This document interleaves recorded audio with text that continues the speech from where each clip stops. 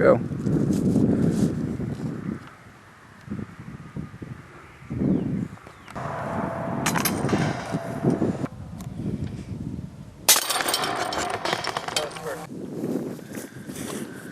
Oh yeah!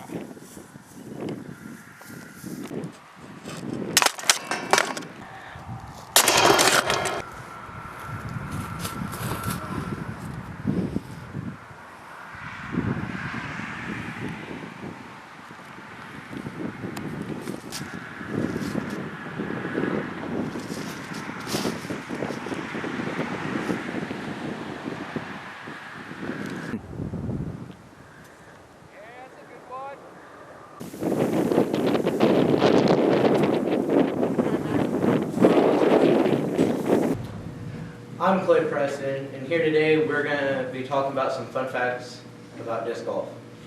Did you know disc golf was invented in the early 1900s? The first game was held in Bladsworth, Saskatchewan, Canada.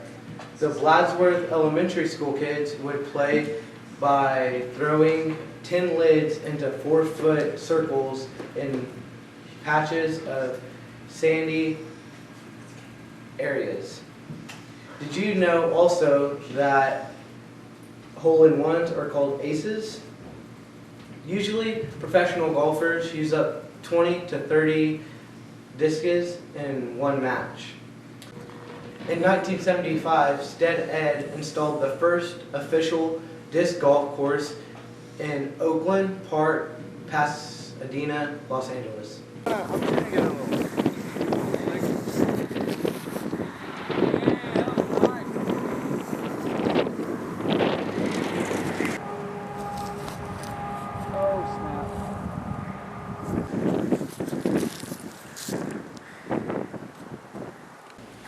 Alright, I'm Matthew Yost. We're going to do an interview with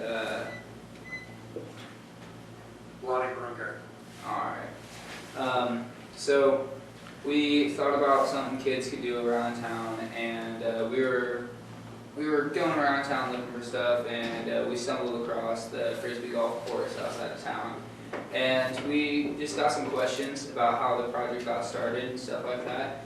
And so we're here with wanting to figure that out. So my first question is, who kind of came up with the idea for everything?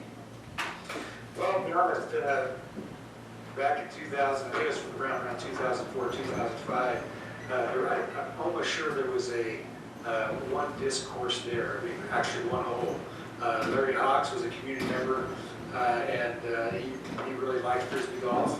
And so we kind of talked with him. I was a good friend with Larry, and we came up with an idea with students in our class to maybe build a Frisbee golf course and finish it out the way it should be done, and have the courses marked, the course holes numbered marked, and have a map of knowing where you're supposed to go. So that's kind of the idea how it started, and basically from the idea of Larry and his passion for Frisbee golf.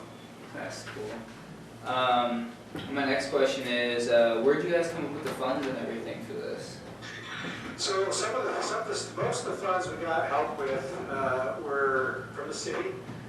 Steve Calloway he worked at the city at that time, and Larry, he had his own business, Hawks Electric, and then we had some budget money we had in our student council fund and our leadership fund that we helped kind of offset the cost for. Really, the cost, for the most part, weren't very expensive at all. Most of the stuff was just detailed work to build the course, the design of the course, and the maps. And then I don't know if they still have it there, but there used to be a sign there at the park where it kind of give you a description of the whole course itself. I think it's still there. It is. It's still there? Yeah. But that was kind of, we kind of painted that, cleaned that up a little bit to make that look nice, so people could park there, actually go through the course, and then come back and kind of know how they did. So that was really the cost. We had a lot of help with Larry and Steve Calloway, and they helped with my students, my class at that time, and we were able to accomplish the task and open something up for the community to be able to use.